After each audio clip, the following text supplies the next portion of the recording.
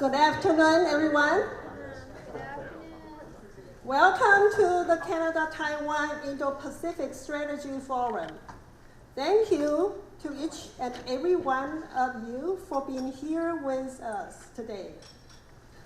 On November 27, 2022, Canada announced its Indo-Pacific Strategy and its 5 interconnected Indo-Pacific Strategy objectives. Following this, we decided to organize 3 events, 3 panel discussions, either online or in person, to facilitate dialogues and collaborations. We hope to achieve the following outcomes. We would like to connect more people and build capacity. We want to identify areas for cooperation. We want to actively engage Taiwan as a partner.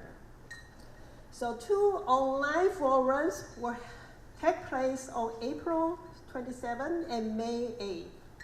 And the discussion were pre-recorded. And today's forum will also be recorded. And 3 videos will be promoted globally, okay? So the setup like today is the purpose is to record the entire panel discussion. Our first panel discussed Canada-Taiwan relations, which was moderated by Sen Long-Chin, and he is Canada-Taiwan relation critic. And our panelists include MP Judy Scroll, and also Jean Nico. He is the Executive Director of Canada Trade Office in Taipei. Also, we have Taiwan legislator Jia Bin-zhong. So they come together and to discuss issues related to Canada-Taiwan relations. Video, please. Well, thanks for the question about Canada's Indo-Pacific strategy. As you know, our foreign minister launched the Indo-Pacific strategy last November. So I think perhaps there's been some good news coverage of it in Canada, and people have some familiarity with the Indo-Pacific strategy. But let me address the questions you've raised. Well, why would we switch from Asia-Pacific to Indo-Pacific?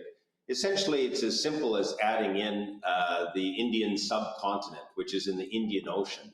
I guess you could think if we were talking Asia-Pacific, maybe we're only talking about those countries that touch on the Pacific Ocean. But if we include India, which is now reportedly the most populous nation in the world, with the largest demographic of young people, and strategically important country and the largest democracy in the world, then I think we probably need to include the Indian Ocean and India itself, and therefore we have the Indo-Pacific region. Okay, thank you, Jim. He explained very well about Indo-Pacific strategy, a little bit about why Canada switched to Indo-Pacific strategy. Okay, our second panel discussed public health and digital technology. And the moderator is UBC medical professor, Kendall Ho. And panelists include, can you show the people? Junhui Ji, Professor Junhui Ji, Professor Alex Chen, and also the Executive Director of the Information Management Taiwan Disease Control Center, Yi-Min Pang. Please show the video. Welcome to our forum on Canada-Taiwan Collaboration Forum. And really on behalf of the organizers, really want to welcome you joining us. Today's topic is really on how Taiwan and Canada can look at synergy in health and health domains. And it's tremendously honorable for me to be able to participate as the moderator. My name is Dr. Kendall Ho. I'm calling in from Vancouver, Canada, the traditional and unceded territories of the Musqueam, Squamish, and Tsleil-Waututh First Nations. And it is habitual for us in Canada to acknowledge our First Nations and do this land acknowledgement. Thank you, Kendall.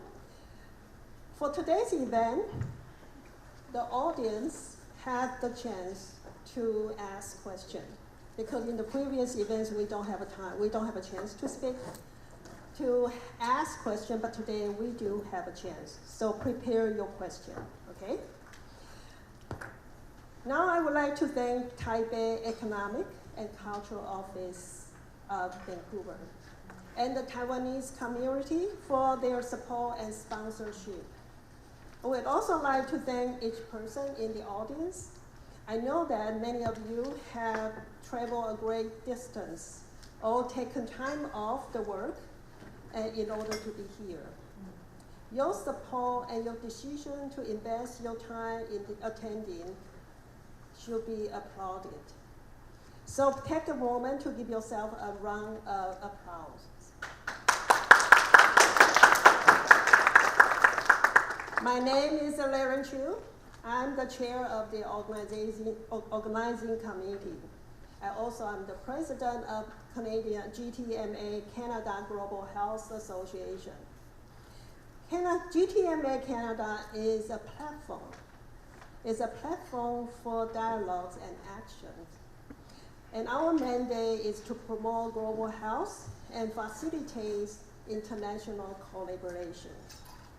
Each year, before the WHO meeting was held in Geneva, we organize events to address the importance of health for all and the impact of health issues in one part of the world affect the other parts. And we support Taiwan to be included in the World Health Assembly. Now I would like to acknowledge the dedication and hard work of the organizing committee. And please stand up if I call your name. Okay. First, I would like to thank 3 panel moderators. They facilitate very important discussion, and they did an excellent job. Before the forum took place, we actually spent quite a lot of time discuss.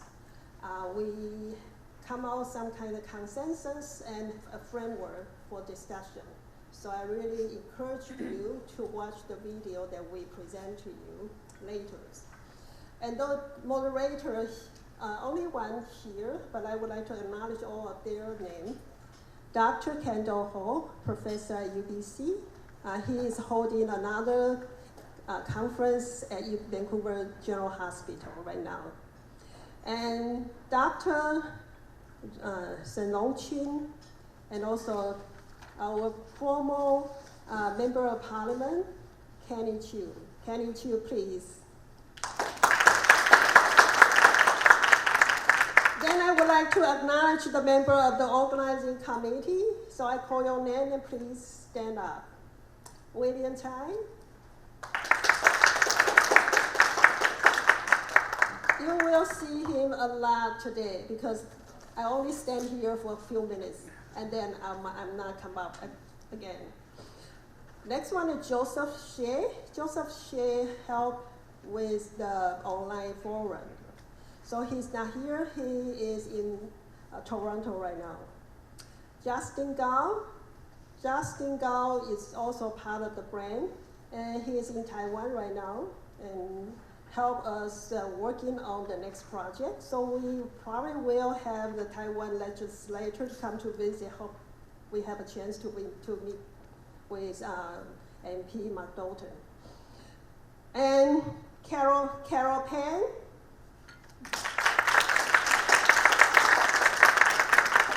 Carol worked very hard for our organization. She invited quite a lot of friends, and he also makes some donation and sponsor this event. Thank you, Carol. John Tsai.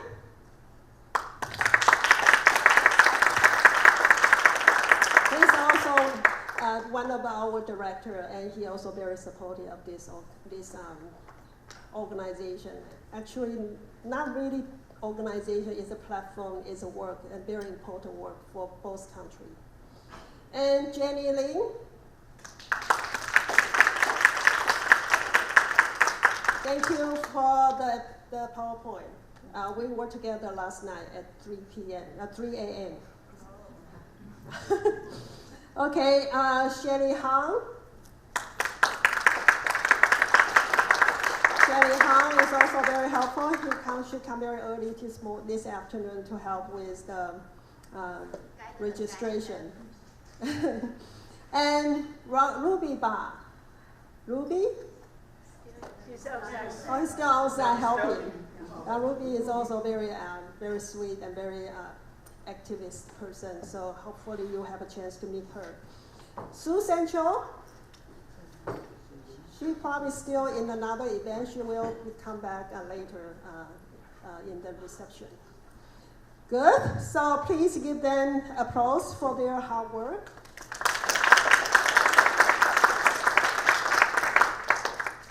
Thank you again for making time in your busy schedules and to attend this very meaningful forum, especially in this kind of weather. It's the sunshine. Probably you would like to stay in the beach instead of come here to think.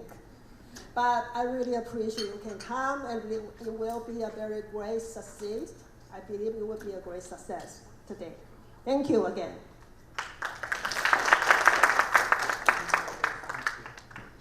After the president, Dr. Lihsin Liu, and here is another VIP, the people, the ambassador from Taiwan, the representative in Taiwan Economic and Cultural Office in Canada, Henry Zheng. We have the video from Ottawa. Dr. Chiu Lian, President of GTMA, Canada Global Health Association. Madame Angel Liu, Director General of Taipei Economic and Cultural Office. Distinguished participants, ladies and gentlemen, good afternoon. I want to take this opportunity to thank Dr. Chiu for hosting this event and inviting me to give a few remarks in the opening. As you know, the World Health Assembly for this year is scheduled to be held from the 21st to the 30th later this month. So this event is very timely and very meaningful for Taiwan's effort to join the WHA. And I also want to congratulate the sponsoring organization for successfully held 2 workshops, 2 seminars before today. As I understand, today's event is the 3rd and the final of a series of 3 events. I'm very impressed that you have invited Mr. Jim Nicol, the Canadian representative to Taiwan, Madame Judy Scroll, President of Canada-Taiwan Parliamentary Friendship Group, as well as a legislator, Zhong Jiabin, from our Legislative Yuan to participate. And many other renowned scholars were included into the 2nd workshop. Congratulate you sincerely for achieved very good results from the first 2 workshops. I think the feature of this 3rd event is similar to the previous 2, which is emphasizing the importance of Canada's Indo-Pacific Strategy. I want to stress that the Canadian Indo-Pacific Strategy, which was issued on the 27th November last year, actually mentioned Taiwan 7 times, each time with substance. As some of you are very much aware, that in this Indo-Pacific Strategy, we were actually talking about the securities of the Taiwan Strait. The first 3 times when Taiwan was mentioned, it was talking about escalating tensions across the Taiwan Strait. And Canadian government make it very clear that it would work with partners to push back against any unilateral actions that threaten the status quo. And this is in the beginning of the Indo-Pacific Strategy. When Taiwan was mentioned again in the later part of the strategy, it was actually pointed out that Canada intended to engage Taiwan in the following areas, including trade, technology, health, democratic governance, and counter disinformation. And when Taiwan was finally mentioned again, it was dealing with the indigenous peoples' cooperation. And these are all very important roadmap for the bilateral relations between Taiwan and Canada to follow. I want to share with you that after the announcement of the Indo-Pacific Strategy, my office has proactively engaged our Canadian counterpart, hoping that we can have a concerted effort to deliver what the Indo-Pacific Strategy has indicated us to do. Since the beginning of this year, I would like to report to you some of the very concrete progress between our 2 countries.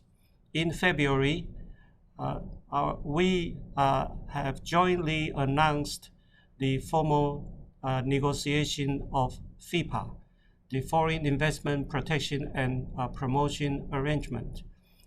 The first round of the FIPA talk was concluded in late April, and we are looking forward to another progress later this year.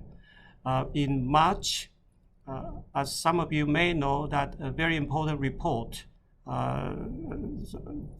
passed by the Special Committee on Canada PRC relationship, a report dedicated to Taiwan, named A Strong Relationship in Turbulent Times, indicated the importance of Taiwan and Taiwan's relation with Canada by the parliamentarian members. And in April, a delegation of MPs led by Chair John McKay visited Taiwan, presenting that report to our President Chiu. This delegation in April specifically featured on defense and foreign affairs. It was a very important visit to Taiwan. And earlier this month, in May, only a few days ago, Jim Nicol and myself signed an MOU on health cooperation. This health cooperation echoes the vision of Canada's Indo-Pacific Strategy, because our cooperation on healthcare is one of the many ways that Taiwan and Canada can join hand in hand to promote shared values, to promote common interests, and to contribute a peaceful and prosperous future for all. As you are very much aware, Taiwan is a leader in the field of healthcare.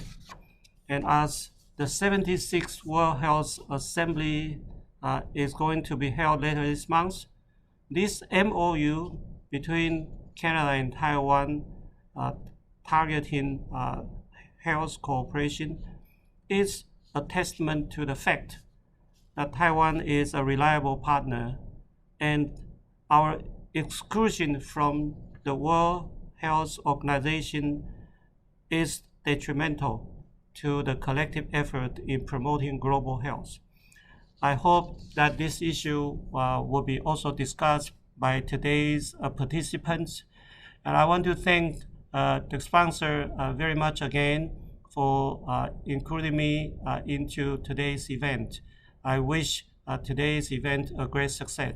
Thank you very much.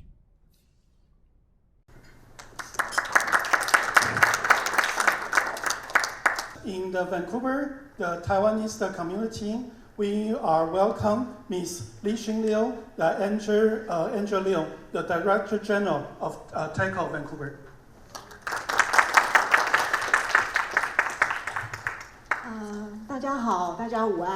Actually, most of the people understand Mandarin, but still a little bit.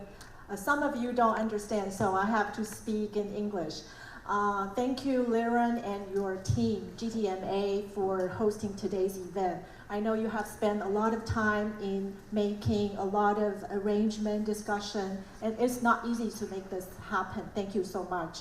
And I would like to also thank Marc Dalton, Member of Parliament, for driving all the way from Maple Ridge. Thanking for his participation will be important to our discussion. And also Richard Lee and Chuck O, our friends in the community, and also Kenny Chiu, a friend of Taiwan who support democracy, the values that we share. And I would like to mention again, like what Ambassador just mentioned about the WHO thing, that WHA meeting is going to reconvene again this year in May, on May 21st in Geneva. We, Taiwan, have not received the invitation for 6 consecutive years since 2017 because of the unjustifiable political consideration. And despite that, both the private and public sector in Taiwan have made great contribution to the aftermath or during the COVID-19 pandemic, and despite the fact that a lot of effort has been done by the Taiwanese medical associations and the groups to promote this, to advocate for Taiwan's participation, we still cannot get an invitation. Because there is immense political pressure led by the PRC in the UN system, and that has harmed our access to participate meaningfully in international fora such as WHO. Therefore, we are urging all members of parliaments in Canada and also the government of Canada to continue your support to our advocate for our observer status in WHA meetings, as well as our medical experts' participation in all technical meetings in WHO. If possible, please join our social media rally by posting your support, like what Member of Parliament Jenny Kwan and McPherson has done to their Twitter account by hashtag support Taiwan in WHO and support Taiwan in WHO. Your rally will be joined by hundreds and thousands of members of parliament or congressmen from around the world, and to rally for Taiwan's meaningful participation this year in Geneva. This is very important. Without further discussion, I would like to give my platform to the host that we can continue our discussion.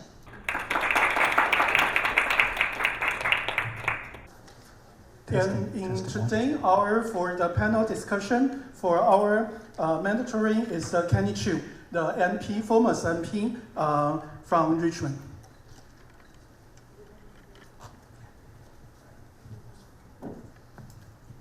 So ladies and gentlemen, welcome again, and thank you for abandoning your beaches and come here to brainstorm together again. As you have heard, Canada has updated our Asia-Pacific strategy. Now it's Indo-Pacific Strategy, and in it they have outlined some very interesting suggestions and strategies that would benefit Canada immensely, both in our interests as well as the set of values that we as human beings, but especially specifically as Canadians, embrace and uphold.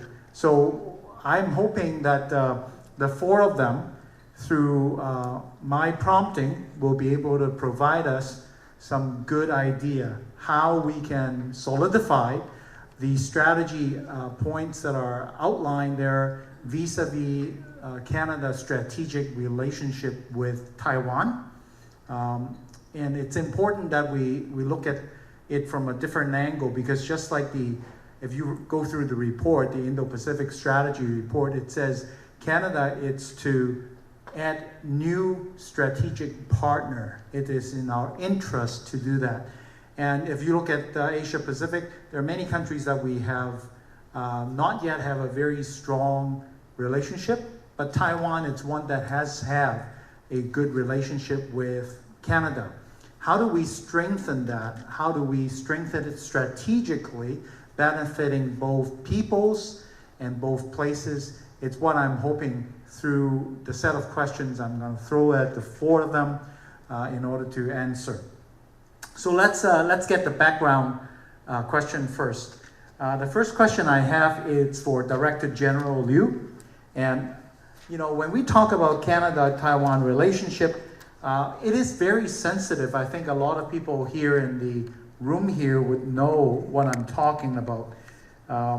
It's a very sensitive geopolitical subject, and in our Indo-Pacific strategy. So as Canada's Trade Office of Taiwan Executive Director, Mr. Jim Nicol, had in the video that you have heard or saw, you have seen, he said that it would be important to Canada in the next half a century, 未来的50年, it's very important. So Ms. Liu, can you outline for us the context of Canada-Taiwan relationship that we were in the past, and where are we today, and which areas do you think this relationship could be further strengthened? Thank you, Kenny. I think the Taiwan-Canada relations would not be sensitive if the federal and provincial government do not need to consider its relationship with the PRC vis-a-vis its relationship with Taiwan. The whole atmosphere and public opinion in Canada right now is tilting toward the direction that you don't want to see overseas police stations in Vancouver or Toronto that they can they can take civilians over overseas Chinese who call Canada home, their home country. And then you are not happy with the PLA surveillance balloons flying over your space. And you don't want to stand with your member of parliament's relative in Hong Kong who are threatened by the PRC authority. That is the things that you are not happy with. And then at the same time, but you have to find solutions when China uses economic might to do economic coercion, and when it as a way to coerce Canadian government into compromising when you are dealing with the human rights issue in Hong Kong, or when you are trying to do more cooperative measures with Taiwan. So given this context, Taiwan is a democracy in Indo-Pacific that is willing to cooperate with Canada in a lot of perspective in information technology, in public health, in digital health, and also in economic and trade, and in public health, and also in ICT industry. Canada is a country not only shared values of freedom and democracy and respect for human rights and the rules-based international order with Taiwan. It is a country that has abundance of natural resources such as critical minerals that the Taiwanese semiconductor industry need to produce the semiconductor chips. So there are room to cooperate in this area. And in the aftermath of COVID-19 pandemic, we realized that countries cannot depend solely on one export market. We need to diversify our trade in order to lessen the risk of doing international import and export activities. And from Taiwan's point of view, we are facing similar threats from what you have been faced with, but to a more severe level.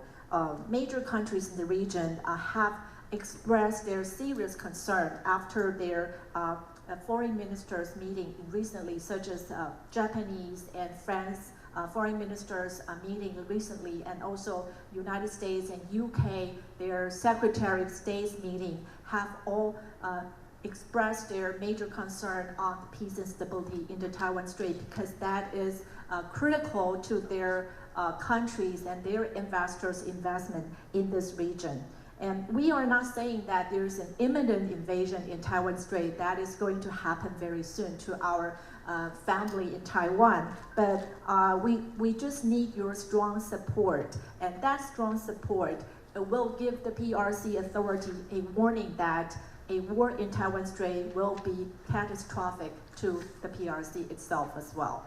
So actually, according to the Taiwan Affairs Office Director Song Tao, that is the head of the authority in PRC that is in charge of Taiwan affairs, he said that we still prefer peaceful resolution. I think they don't want a war either, but the way the precondition they put, that is the peaceful unification, is just the precondition that a lot of us in Taiwan do not disagree, do not agree upon. So the precondition is an issue that we need to pay attention to. And the other thing I would like to mention here about what we can promote Taiwan-Canada relations is the economic relationship. Taiwan plans to join CPTPP for years, but our membership needs to get every of the 11 member countries' consensus, since the multilateral free trade agreement is a consensus-based FTA. New Zealand and Singapore already signed FTA with Taiwan in the past. And Japan, one of the leading economies in the trade pact, has expressed its support, strong support to Taiwan's application.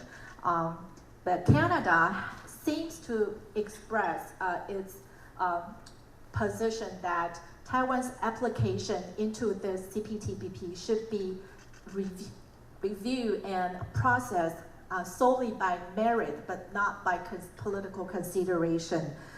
We are glad to hear that. But before we get into the complicated CPTPP review process, we need to start by the establishment of a working group inside CPTPP. And we are now pursuing a bilateral investment agreement with Canada, which is called FIPA.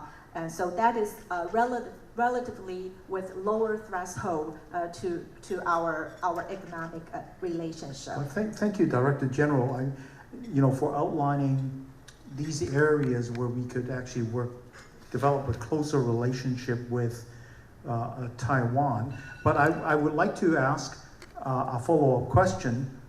You mentioned that WHA, Taiwan has been prevented from joining it for several years now, indicating to me that Taiwan used to be part of WHA. Right. So I want you to, many among us are very busy Canadians trying to make a living. So we may not be fully aware of what happened maybe 7, 8, 9 years ago. So can you let us know what happened, and why is Taiwan, for example, not participating in ICAO, for example? Right. Actually, the UN system affiliation organizations such as WHO or ICAO, there are serious questions of sovereignty and state-like status that is permeating into Taiwan's role in these organizations. Before 2017 actually started from when the KMT was the ruling party in Taiwan. There was a kind of a compromise between the KMT government and the PRC that for PRC, it agrees that Taiwan could be included as an observer, but we have to we have to agree with the nomenclature that PRC set with us, which is Chinese Taipei, and which for the KMT government at that time is considered the third best choices, which is, at least it's better than Taiwan province of China. That is for sure that no one in Taiwan would agree upon. So this is a political issue, although WHO is an organization that is dealing with public health issue, but for sure in the UN system. But why can't we continue this third best choice, just ongoing because you were part of WHA. What's changed? You are no longer in WHA right now? Well, actually, we have to receive an invitation in order to participate annually. Yeah. So something happened and you were kicked out. Well, because the China has immense political influence in the UN system, and it put a reasonable political pressure upon Taiwan for us to get invitation. Got it.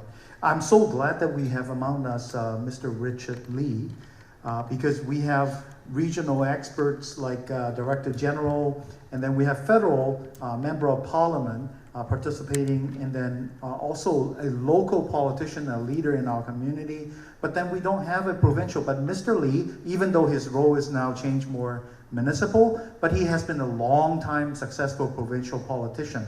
Well, so it's Marc, I know. But my question to you, perhaps, maybe Marc, you can give us some idea. It's as the province of British Columbia, what strategic area could we benefit both Taiwan and British Columbia and Canada more? You want to take the lead, Richard? Okay. Actually, Marc probably is in a better position to answer that.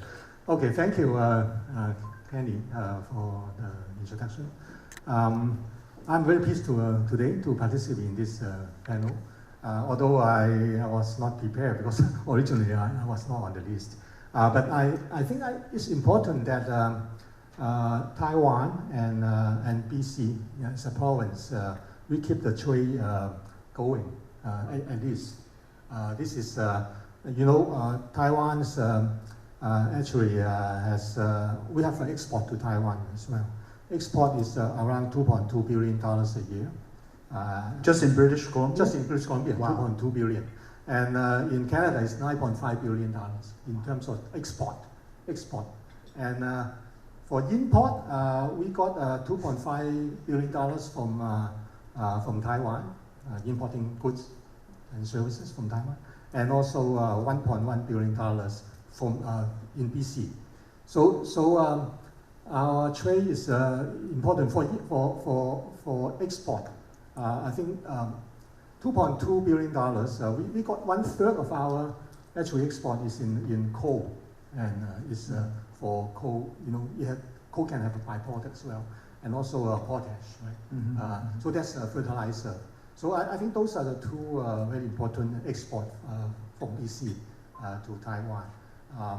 As you know, we have been keeping very good relationship with Aboriginal people, and also the Truth and Reconciliation. Right. That's another policy. I think it's important that we, for natural resources, recognize that we are living in a bountiful land and a country that we have the natural resource to export as well.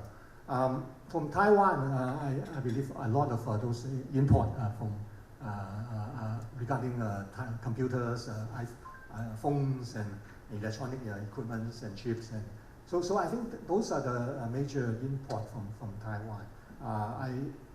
They benefit our economy because we need those components for our high-tech industry in Lower Mainland. Of course. Yes. And I myself, I'm right now one of the board member of the University of Vancouver Development Board, which is looking into Metro Vancouver economic development and investment. Chuck Au is also one of the board member for the council in the Metro Vancouver as well. I think it's important to keep the trade going. Not forgetting about politics, but trade is very important in terms of economic development for BC as well as Canada.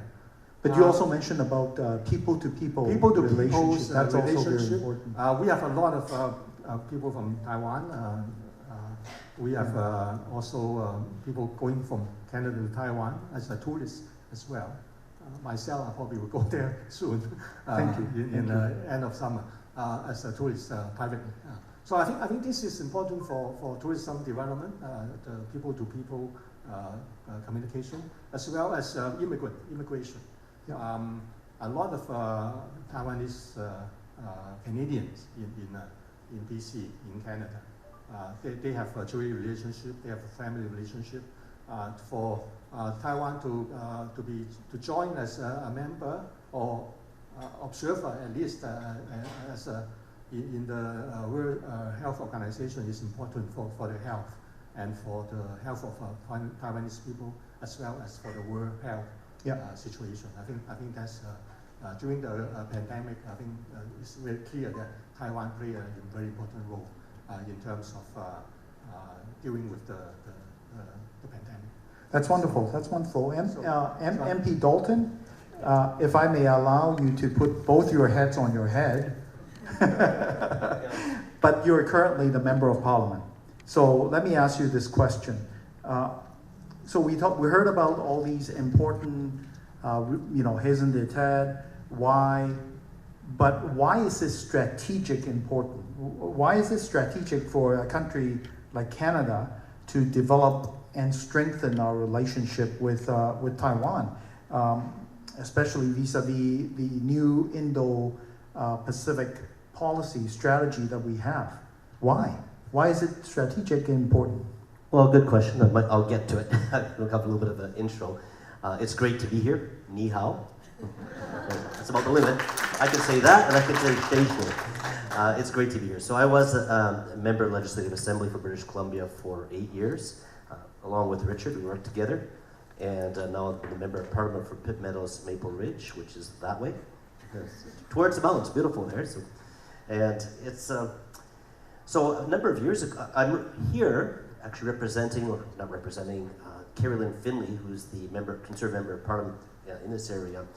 She was unable to make it, so I'm happy to be here. So a number of years ago, I did go to Taiwan. Actually, I was with Richard.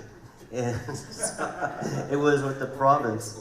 It's been 10 years, I think, but I must admit, I was just so impressed with the country. And when I say the country, first of all, it's the people.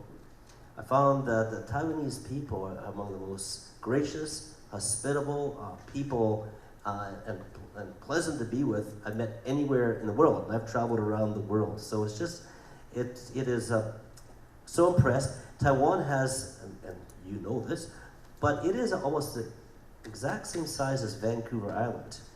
But the population is about 30 times more people. It's about 23 million as opposed to Vancouver Island's approaching 900,000.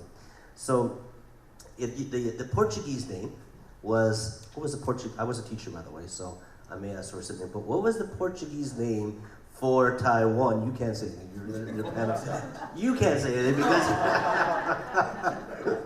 it was Formosa, meaning beautiful. It is just a beautiful country. We did go to, we were there to, what was the name of town? Hawaii? I think it's, yeah, one time. Anyway, it's very nice. You got to go there. It's like Hawaii, and then Taipei, and then traveled throughout the country, and so. There are natural resources, but it is not a lot. But they make it up with the people, the innovation and the science, the ingenuity. And so visited some of the tech centers. I mean, it's a world leader. It produces what, 90% of the semiconductor chips in the world? Like that's very significant. Very, very significant. So, and there was the story. I believe, what is it? The founder, he's American Taiwanese.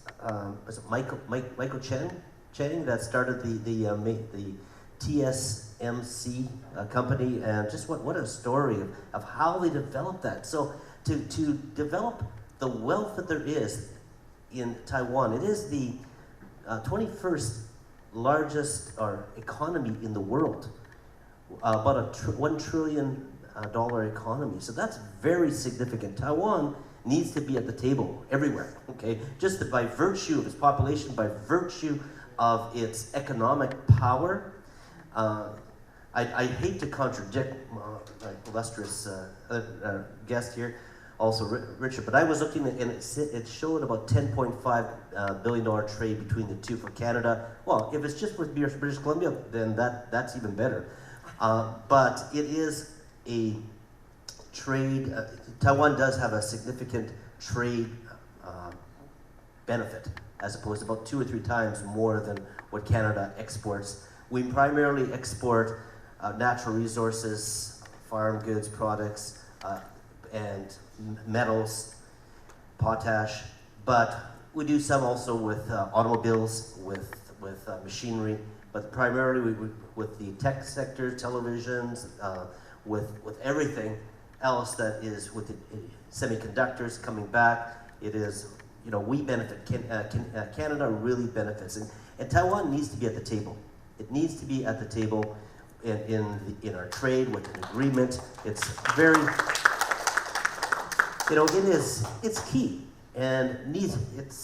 We also, something that we share is the fact that Taiwan has progressed since the Second World War into going from being a autocracy to a democracy. It is one on the freedom scales. It's one of the most free nations in the world, and I believe the second freest nation in Asia. That's really important, and that's important for Canada, that relationship, because we are a democratic nation and we support the freedoms of people. And I think that's really demonstrated in how we treat the minorities, how we treat people of different faiths. So you look there, whether you're Chinese or Hindu or Muslim or non-practicing, you can practice that in Taiwan, and then you compare that with across the South China Sea, and where you see the oppression of religious minorities, and that concerns us. And I've spoken out, the Conservative Party has, we're concerned about that. We're concerned, we're concerned also, and I'm sorry if this isn't exactly answering your question, but I'm sharing from, but we're concerned about democracy. We're concerned about the PRC, I guess, the Communist China's involvement in democracy, into the democratic system in Canada, that undermines, that is not good. And we're debating that all the time on the floor. Now, I love China. I love mainland China. I've visited there. I have traveled across mainland China, and have been very impressed also with that nation. It's very advanced. But you know, democracy is something so key, and so we support that. You know, the Conservative Party, we support democracy, human rights, and then I'm just trying to think if I had other comments before I pass it on, because time is ticking away. I'll give you more opportunity. Yeah, I can breathe. Sure. Thank you. Trust me for that. Trust me for that. So, Ms. Liu, we have heard ideas about many strategic opportunities that could potentially benefit, becoming a win-win situation for Canada and Taiwan, people to people, economics and trades and all that. So can you let us know if we have missed all these opportunities, if we missed the boat? Because MP Dalton did not answer my question about why it is all strategical. You're going to help him. So if we miss the boat, if we miss the opportunity, what are we missing? I think as the whole world is rallying with democracy such as Taiwan and Ukraine, I think we have to take this opportunity to cooperate between Taiwan and Canada. I would like to share with you, probably you already know that the British Columbia government just announced its trade diversification strategy, and Taiwan is mentioned in the strategy as a very important and new targeted market in Indo-Pacific area. And BC would like to develop with Taiwan in economic and trade, including forestry, clean energy technology, and also ICT, information and communication technology. So, and actually, in addition to this trade issue, the new Taipei city just sent a group of very aggressive teachers and principals from high school and middle school over to BC to to realize their memorandum of understanding with school district in Coquitlam.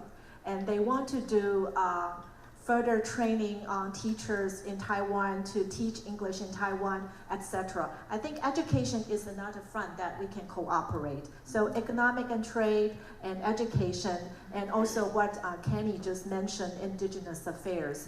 We both cherish the values and the spirit of reconciliation for our indigenous population. And actually, a scholar in UBC just paid a visit to Taiwan to do further study on that.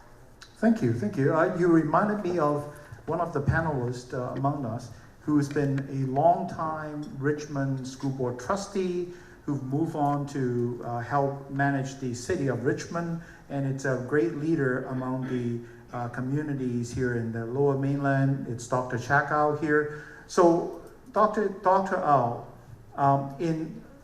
Director General mentioned about education. Can you share your views? What we as the local people, we talked about country and then province, and what about in the Greater Vancouver area? What can we do to strengthen the strategic relationship with the Taiwan people? Well, how much time do I have? About 1 day. No. Short as you can. Is the mic on? Yes. Okay, good. Well, I think in many ways, the two places, Taiwan and Canada has a lot of things in common, and I think they're complementary to each other in many respects. And I think education, people to people, relationship, tourism, there's a lot of things that we can do together, and a lot of things that we share in common. And as being mentioned, I was a school trustee for 12 years before I switched to the city council. And for the longest time, I've been trying to promote the educational exchange between Richmond and Taiwan. But unfortunately, in those years, I seldom saw delegations coming to Richmond from the education field.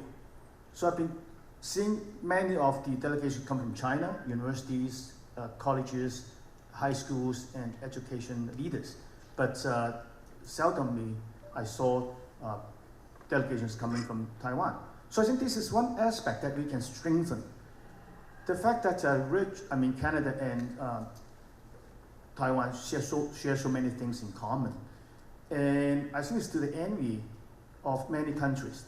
For one, we have a large number of Taiwanese population in the Lower Mainland, and they can build many bridges between cities, provinces, and countries.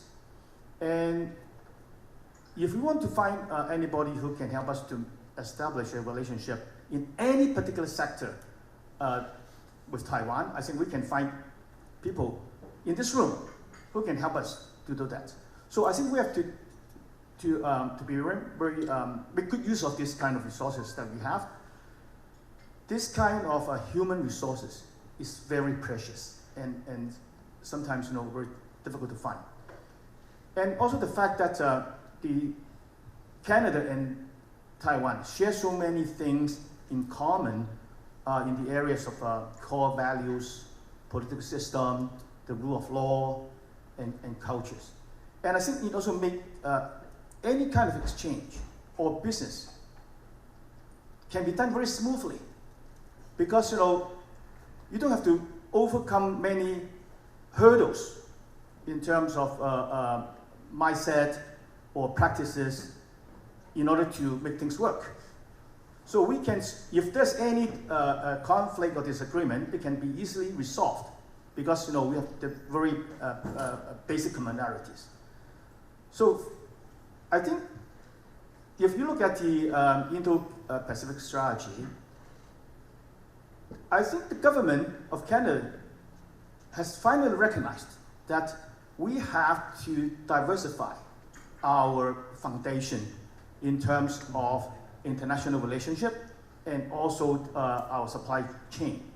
I think the COVID-19 pandemic has taught us a lesson that we cannot overly reliant on one particular country.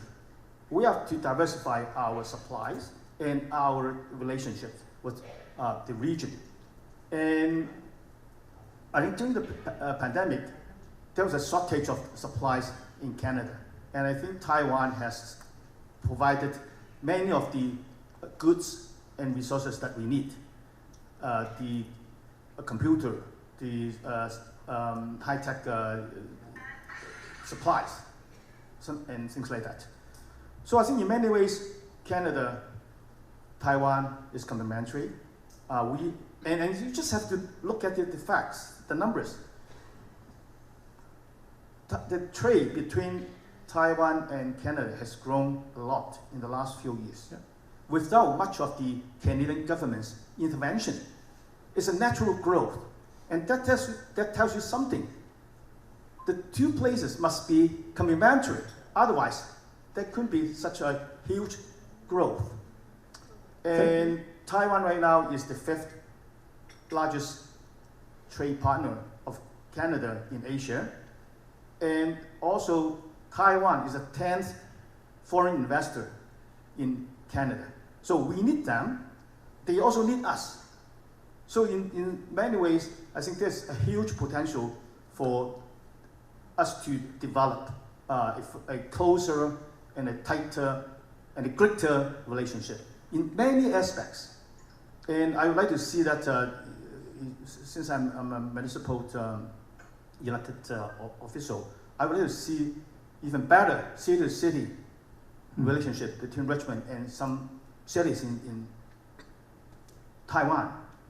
I think only through those kind of people-to-people, city-to-city relationship, we can promote even further to strengthen the relationship between Taiwan and Canada. Yeah, I think MP Dalton for sure will agree that we should establish a sister-to-sister city relationship between maybe Richmond to Hualien, for example, perhaps. I don't know, but I would like to actually hear the Banabians' perspective. Richard, would you like to add anything to what Dr. Chiu has said? Yeah, I think thank you. I think the people-to-people relationship is important. Burnaby actually is, we are sister city with Taichung. So we welcome delegations from Taichung. If anyone from Taichung here? Okay, William. Burnaby also know you, right? So I think this is good. I mean, Dr. mentioned about the sister city. I think we have some of those cities already in Canada. So I think to strengthen those relationships, also open up new links. I think that those are the potential for us. But I would like to mention a few of our advantages in Metro Vancouver, because in the last 20 years, we have quite a few of developments in terms of life sciences. This is the highest growth in terms of percentage growth in the Lower Mainland, in Metro Vancouver. The highest growth rate in life science. The second highest growth is digital media and entertainment. So this is the second highest growth. And the third one is high-tech services. This is a really big sector. The growth rate is number 3 in terms of this list. But in terms of dollar value, it's $2.5 billion in the last quarter. 1 quarter of Metro Vancouver's GDP from the high-tech services. So this is our regional strength and advantages. The fourth sector is transportation and logistics. There's a fourth one. The growth is the fourth. And the fifth is aerospace. And the fifth is high-tech goods. And the seventh is clothing, etc., apparel. So those are the growth rate list. In terms of actual GDP, the size of the GDP, high-tech services is the highest. So I think there are a lot of advantages in Thank you. Vancouver. That's wonderful. I'm going to put my friend Dr. Chagao here on the spot here. Would the city of Richmond consider establishing sister-to-sister relationship with a city in Taiwan? Well, I think we have a good candidate in Taiwan, which is Taoyuan, because it is also a airport city, and of course the Vancouver airport is in Richmond, so I think it's a good match. And also since 2016, I've mentioned about this, saying that Richmond should have a sister city in Taiwan, and Taoyuan is a good match. But we haven't been able to make that happen yet. But I think there's a good chance that if we keep working on it, we might have a sister city in Taoyuan or other cities in Taiwan. I think that deserves a round of applause, right? Excellent answer. Thank you. MP Dalton, we know Canada is in a minority government situation here. So in an imaginary situation, the two largest party, the Conservative and Liberals, let's say they form a governing coalition and you are appointed to be in the cabinet in that scenario. So how would you advise the government of Canada to assert its rights and desire to strengthen our relationship with Taiwan while maintaining the One China policy that Canada has been adhering to for decades? Interesting question. I watched the movie Winston on the airplane a couple nights ago. He had a coalition government. So, Canada has investment treaties with countries around the world. A lot of them, the Conservative Party brought those, negotiated those. But Taiwan isn't one of them. And I think that we need to be developing that, getting a treaty. We have very strong bilateral trading relationships, but we should be getting a treaty as quickly as possible. I think that that's advantageous to us. We have, as has been mentioned, there's about 100,000 Canadians of Taiwanese descent. And so that's a natural bridge for trade or for those relationships. And I don't think that it's being used to the extent that it could be, those relationships. That needs to be built up because it's something that is really beneficial for both Canada and for Taiwan. Taiwan should be, is one of our democratic partners in the Indo-Pacific region, where there's other non-democratic countries that we have relationships with and that we don't share their values. So we should work with our CPTPP partners, okay, to invite Taiwan into treaty negotiations with all of us, especially as we're considering expanding it with India too. So, we share values of democracy, freedom, human rights, rule of law. We need Taiwan to be in the family of nations in the global marketplace. Very important. So you will support totally having Taiwan joining the ICAO, for example? Well, we're in all these different organizations. Okay, for example, the WHA, ICAO. Good. No, I think so. We support Taiwanese entrance to WHO, any health and trade organizations. I think it's very important. I think Taiwan has proved themselves, and that's within the One China policy. Taiwan should be in other organizations around the world, and Canada should be at the forefront. Canada should be at the forefront of calls to end Taiwanese exclusion on the world stage. There you go. Thank you. Now, I wish we have all the time that we get to continue the discussion, but unfortunately, we live in the real world. Sorry. So why don't I give you each 1 minute and a half, just closing remarks that you want to share with our audience here today, starting with Director General Liu. Thank you. We are glad to hear that Canadian government, including Member of Parliament, are in strong support of Taiwan's international participation. And please, every one of you can urge in your writing, Member of Parliament or MLA to write in their Twitter or to support our work this year at WHA in Geneva. And secondly, please continue to work on sister city between Richmond and Taoyuan. Our office will be more than happy to work with you to double the efforts and to make it a very prosperous or a friendly relationship between our partnership. Or maybe pit medals too. Okay, MP Dalton. It's disturbing to me when I see some of the things that are happening in the South China Sea, around the borders, around the ocean, in Taiwan, with the increasing number of sorties of bombers and fighters and naval ships, and the tension, and that's difficult.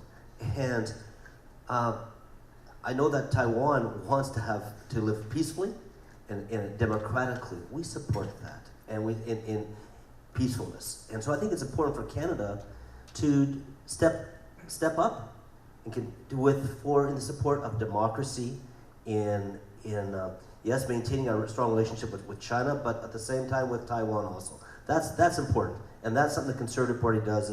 Is to support the prosperity of Taiwanese people, to support the freedom of Taiwanese people, and their own desire for self-determination. We support that. Thank you. Dr. Ross? Yes, I believe that the trade relationship between Taiwan and Canada has a lot of room to grow, and I think the potential for further development is huge. And as mentioned repeatedly, that the Canadian Indo-Pacific Strategy is going to be the blueprint of our country's development in the region for the next 50 years. And I believe that Taiwan will play a very vital role in this strategy because of many good reasons. And I also feel that on top of the country-to-country relationship, we have to develop the city-to-city, people-to-people relationship. I think that can create a more solid foundation for the promotion of trade and other relationship. Because we need people to work on things instead of just having politicians working on it. I think the good foundation between the people to people will be very, very important. And as I mentioned, Richmond is also the gateway to the Asia Pacific, and I hope that Richmond can also play a very vital role in the future for the relationship, not only in the Indo-Pacific region, but also with Taiwan in particular. Thank you. Richard?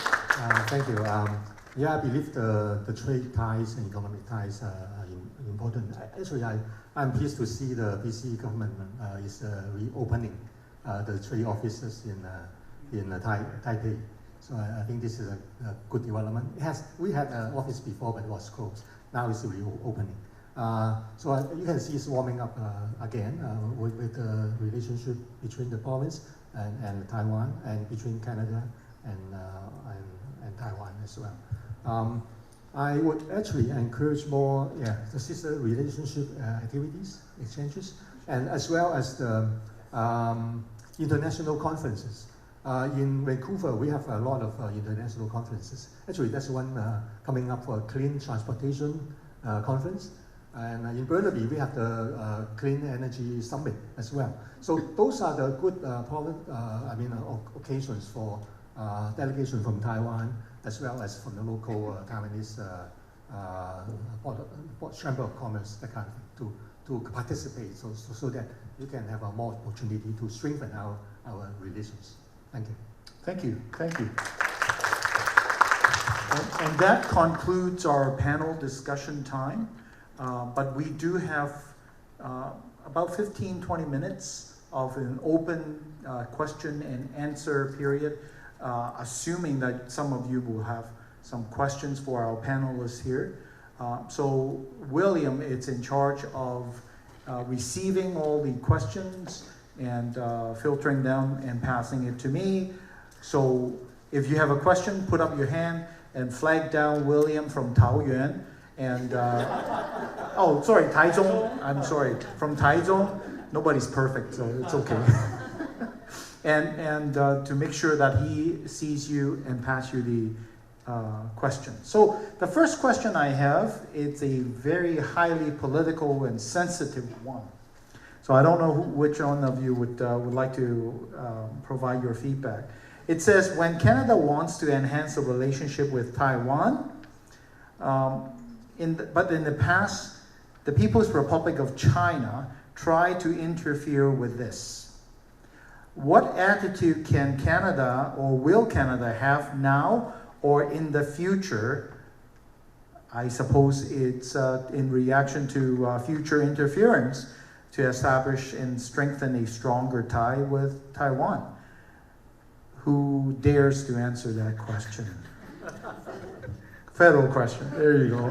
Federal question. I was looking at some polling of the people in Taiwan, of how they felt as far as independence. Some no, some yes. It's kind of quite the broad spectrum.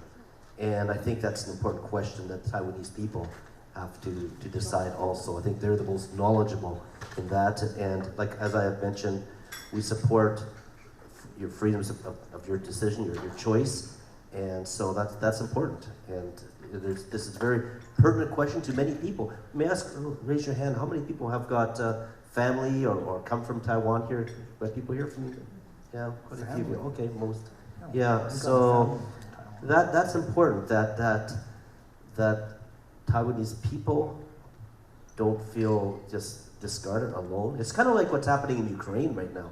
The world is really, it's a very, we've been accommodating towards people coming here from Ukraine and helping and supporting democratic,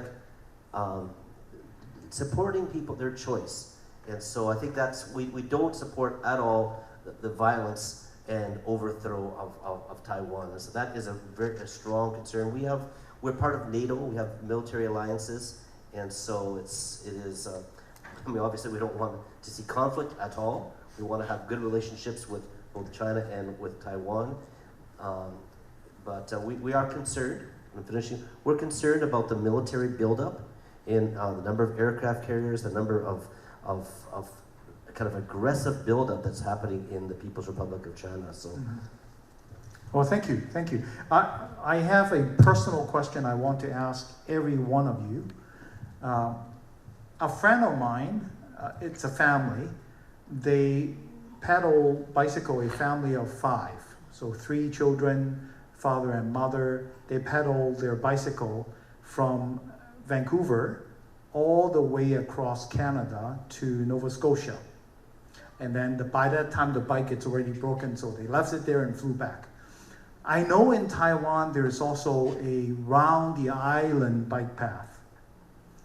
Would you support competitions or campaigns between the two places, inviting athletes to come to Canada to have a Trans-Canada game, or have the Canadian cyclists to go to Taiwan and compete in a round country, round island competition? Will you support that? Of course, just 20 Taiwanese marathon runner from Taipei, they are professional, just came here to participate in the BMO 2023 marathon. They flew all the way, purchased expensive tickets to participate in this event. I think they also took this opportunity to travel in Rocky Mountain afterwards. Yeah, but it's very popular for Taiwanese to come to Canada, so there will be no issue. I would support that. And actually, there is a Taiwanese biker. Actually, he's an indigenous. He rode the bicycle from East Coast, Ottawa, to Vancouver, and then to Mexico. So it's already done? It's already done, yeah. So that's example. Thank you. Mark? Yeah, no, sure. I mean, people want to do it, then go for it. It's Taiwan's a fairly mountainous interior, and so it'd be good. You better be in shape. On the east side, especially. On the east side, especially. Yes, but sure, I mean, I think it'd be great to develop that, and so. I've heard so much good things about that bike path. Takes people to take initiative. And yeah, sure, it'd be great. Perfect. Yeah, the simple answer is yes. As I mentioned before, I would like to see more people-to-people exchange and activities going on. So sports would be one very important means. So I think not only about biking, it can be many other things. For example, I know that judo is very popular and Taiwan is also good for it. Taekwondo. And I think those kind of activities can be brought into the city. Mm-hmm. Now, going back to the question that you asked earlier about, even though I said that it's a federal question, but as a local government, especially in Richmond, we have some very diverse communities. We have so many people coming from different parts of the world. And as a local government, we have the duty to help all these local communities to be connected with the different parts of the world. And obviously, we have a large number of Taiwanese people in Richmond. And to strengthen the relationship between Taiwan and Richmond will only bring benefit to our city, not just to the Taiwanese population, but to the whole city as well. So I think, having said that, it's a federal issue. I also believe that the local government has a role to play to strengthen the relationship between one particular city, Richmond, and all over the world. And Taiwan should be part of it. Oh, thank you. That's good. Yeah, sure. Yeah, great. Yeah.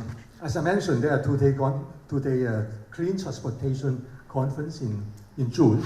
So I think the delegation, bicycle delegation from Taiwan will be very timely. I think it's I'm going to get a electric bike though, so it's easier to pedal.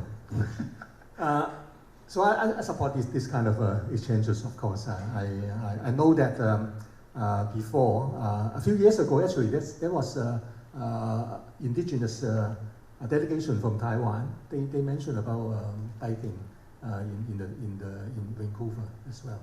So that's I think it's a tradition. I think activity is supported by the community as well. Thank you. Excellent. I just remember, like from Pitt Meadows to Burnaby and Richmond, the geographic area, it's almost like coming from the east side of Taiwan to the southwest, the plain side of Taiwan also.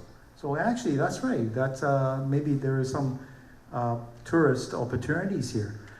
Before I pass the mic to the next question, I want to recognize my friend Michael Lee among us. Mr. Michael Lee. He's here on behalf of, to say greetings on behalf of the BC United Party, Kevin Falcon, and welcome you to our forum here. The next questions, William.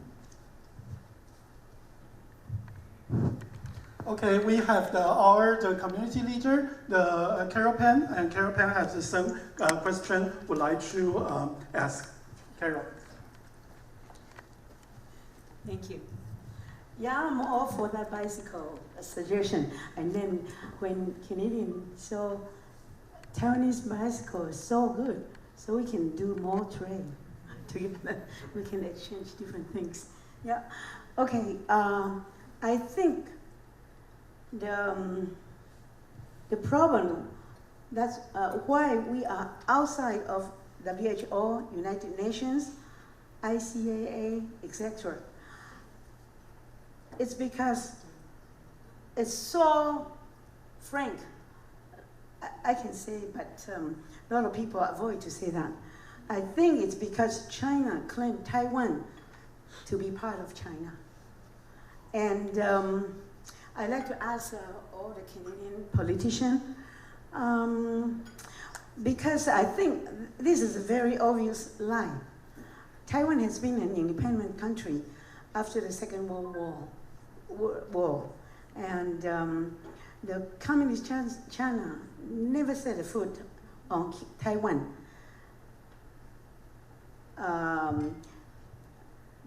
I'm 100% for Canada's One China policy, but it's always one China, one Taiwan. So it's really, it's a fact. Yeah. So for the Canadian politicians, all of you. What can we do in order for Canadian government to feel easier internationally to help and spread this right message? Because nobody wants to say that, and I think we should start to spread the information that Taiwan is Taiwan, China is China. Okay, thank you.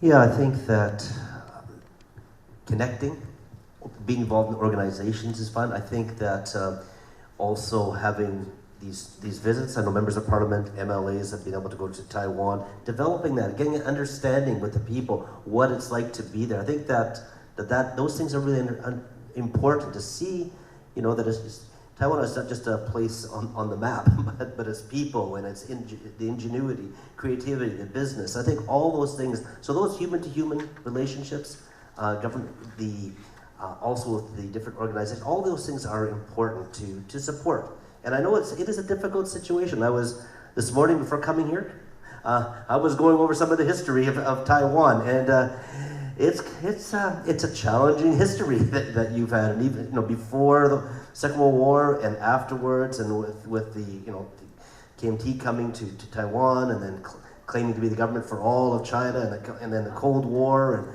and then all these. It's complicated. It is very complicated, and but at the same time, as I mentioned, as far as conservatives, we support stronger ties and also your freedoms. We support your freedoms, your democracy, and that's where we, you know, there's lines we have to walk at this point. It's so different. Yeah, I know. Taiwan is a political reality. I think this we've had to recognize that Taiwan has its military force, government, independent of other countries. I think this is a political reality. We have to recognize that. And then Canada, because of the One China policy, this is very high level, right? The federal government determined that the direction. The province actually followed that direction. And it's, without the federal government changing the characteristic of One China policy, it's difficult for the province to have any saying. When I was MLA, when I attended Taiwanese activities, sometimes we got pressure, right? So I think that's because of the One China policy. So it's an elephant in the room. I think we have to deal with that. But without federal government to buy into that, and also some kind of movement from the community to get the message out, I think it's difficult to change. But I think it's possible. That's all I can say now. But federal government, they say One China policy. It's really right. It's really good because One China is big China and small. Taiwan is small. So I have a question saying that it's a name, Republic of China, and People's Republic of China. Is that kind of obstacle for you? Sorry. Just talking. Yeah, I have a question saying that the name of Republic of China and the name of People's Republic of China, is that a kind of obstacle for you? Do you feel that plays some part, a kind of obstacle for people to understand, oh yeah, Taiwan is China? Is that? That has been a problem in the past, okay, where essentially the government of Taiwan was the ROC, okay, it was the Republic of China, okay, and after the revolution, so where basically Taiwan, ROC, the government there, claimed all of China, and it was vice versa, and then it was a military dictatorship, and freedoms were suppressed. So that was right into, I believe, the late 80s and 90s. Things have changed quite a bit within Taiwan. So, you know, You know, it's not easy right there, but you are, it's now a democratic country, or democrat, well, I have to be careful, jurisdiction, okay? So it's just, it is difficult. I don't want to make the policies right now for it. I know just as far as concerns, we do support your self-determination and freedoms and also your self-defense too. That's important, that, you know, that you're not able to protect yourself. I think that is important.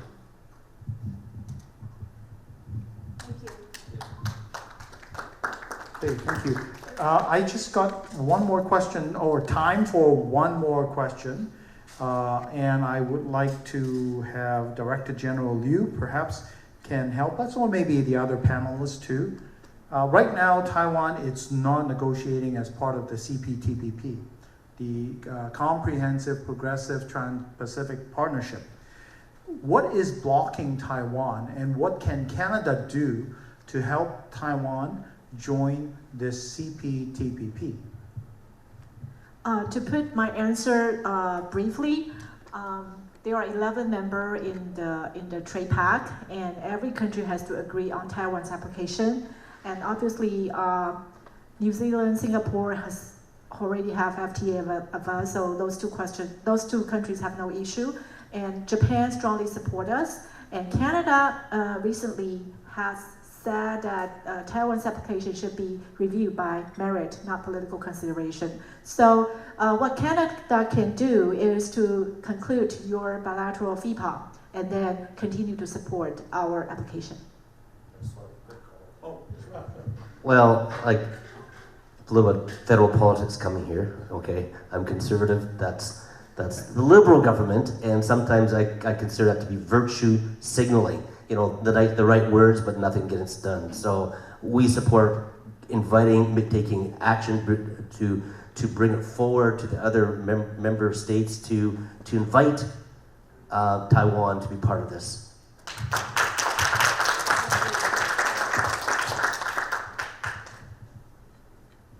Thank you for the simple and quick answer. I now have time for one truly last question. In terms of diplomatic relationships or strategic relationship with Taiwan, how is the Canadians' approach differ from the United States, and what are the similarities?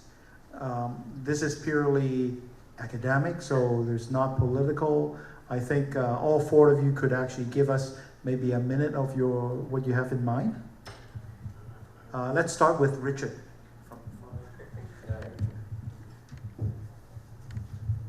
I believe Canada should strengthen of course, trade relationship and economic development relationship with Taiwan.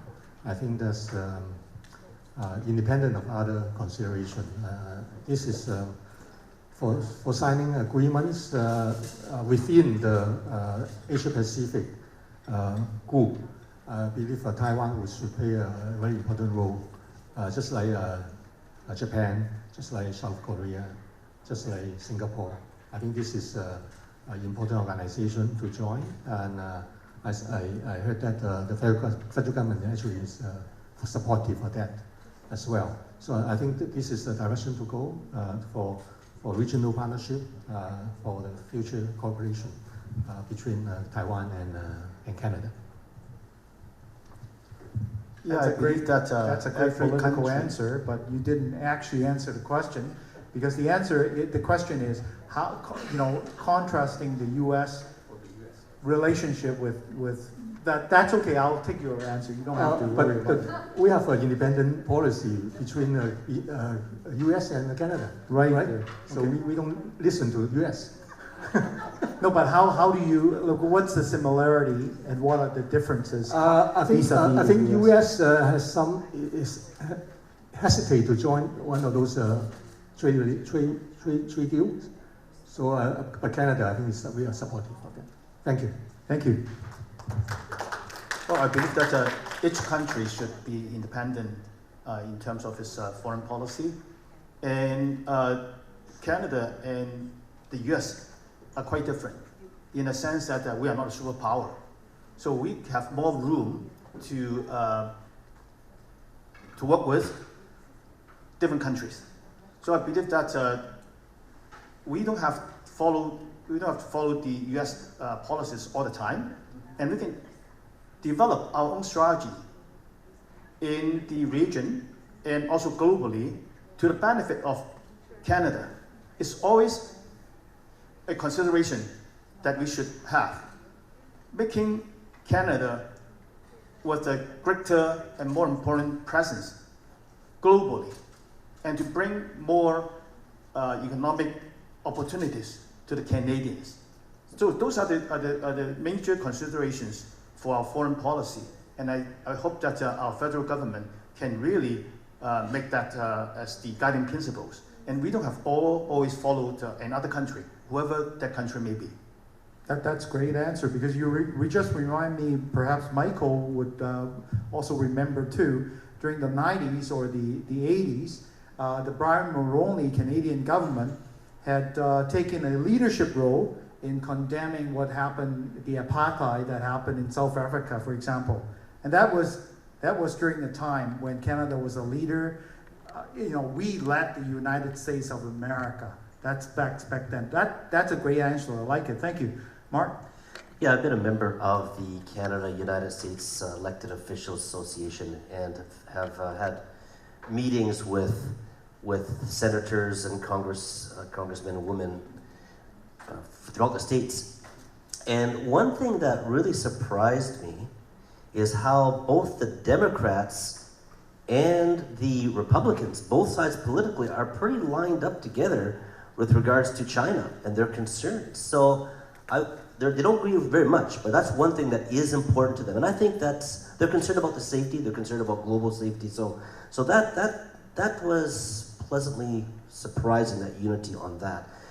As far as Canada goes, I mean, we are not a superpower, but one of the powers we have is we have one of the most multicultural societies in the world, and such a large percentage of people from Taiwanese and mainland China descent. I mean, walk around in Richmond, you're from Richmond or anywhere else, so many other places, and so that is wonderful. I think that's wonderful.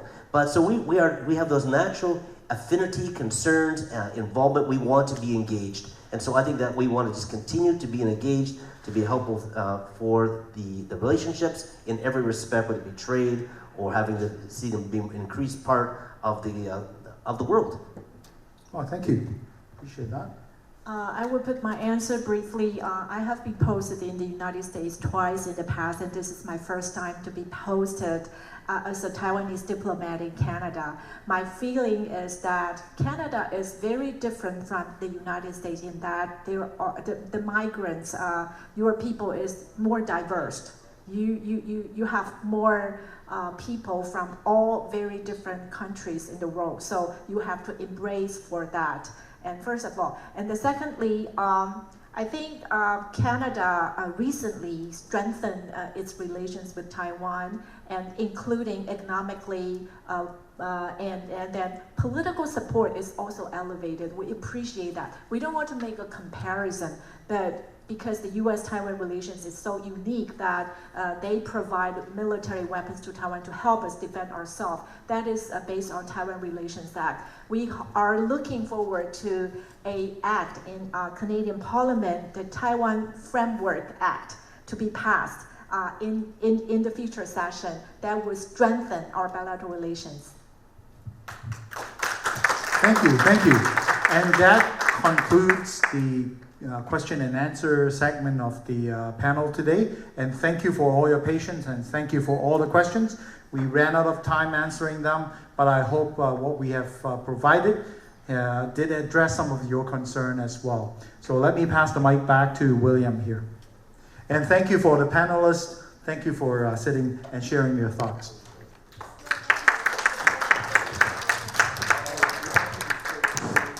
Thank you so much for the guest for the panel discussion. And right now we have the group photo time, so we are welcome to everyone to have the group photo with us.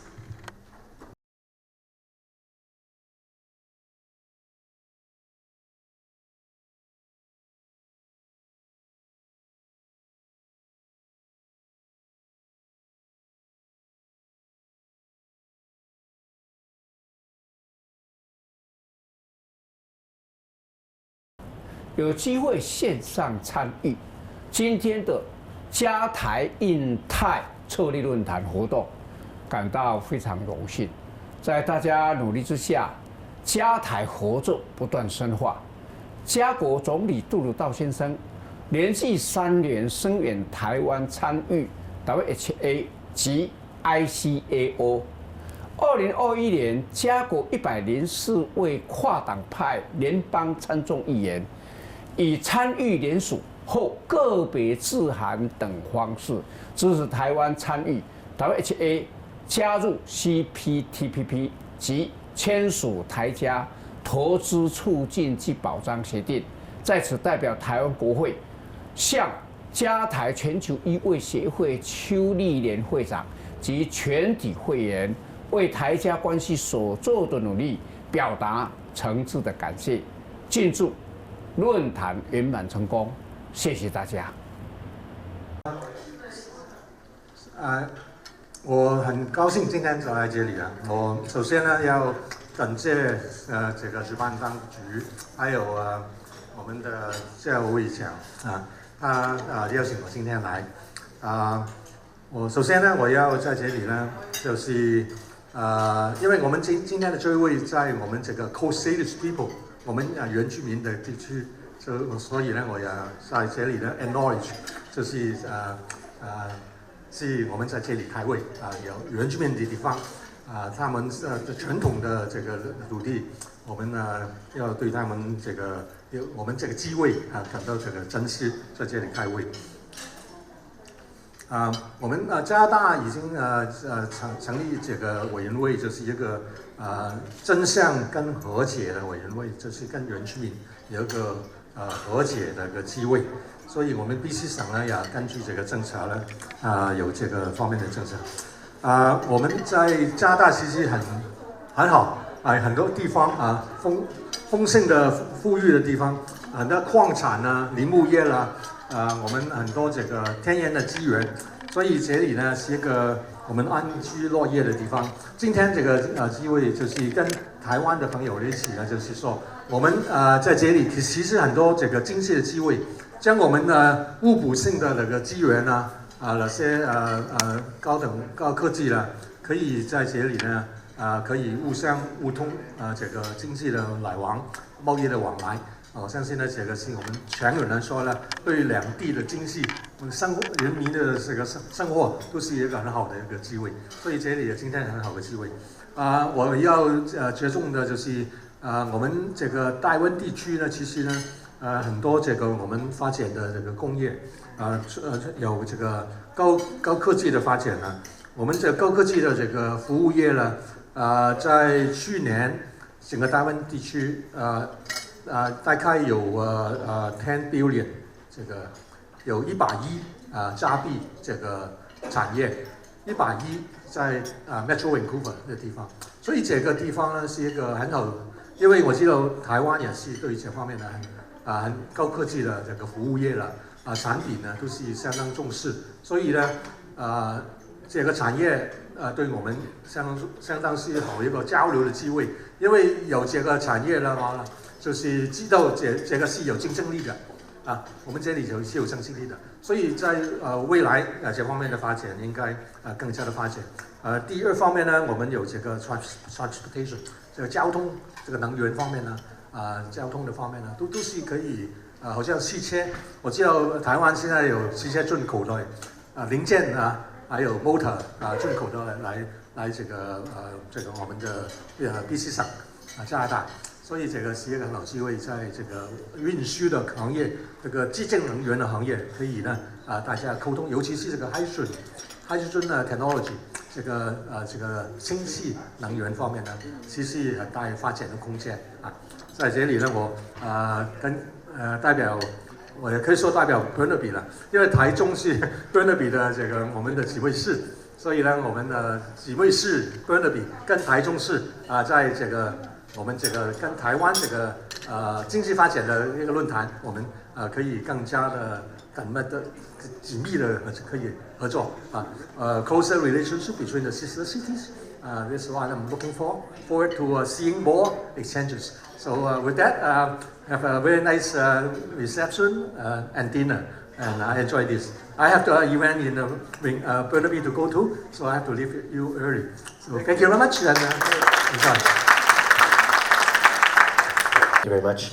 I want to bring greetings on behalf of the Conservative leader, the official opposition, Pierre Poilievre, and I'm just going to read his letter to you. It says, "Dear friends, it is a pleasure to extend my best wishes to the GTMA Canada Global Health Association as you come together with colleagues to discuss Canada's relationship with Taiwan. For years, Canada and Taiwan have been strong friends and allies. We have worked in incredibly fruitful partnerships to the benefit of our people. Together we have stood against Beijing's attempts to interfere in our democracies. And we have forged durable economic ties that have strengthened our countries in these hard times. Conservatives are committed to deepening this relationship and growing the ways that Canada can work with Taiwan to spread the message of hope and freedom around the world. I am proud that the Conservatives have led Canada to call for the inclusion of Taiwan at the World Health Organization and the World Health Assembly to amplify their ever more important voice on the world stage. Today, as you gather to consider how to strengthen the bonds between Canada and Taiwan's economies, Conservatives stand with you. We will continue to support the incredible work of the GTMA and your partners as you work together to bring home prosperity for our countries and deliver results for the people of Canada and Taiwan alike. Thanks again to everyone at the GTMA and to everyone participating in these conversations. Let's bring it home. Sincerely, Pierre Poilievre. Thank you very much.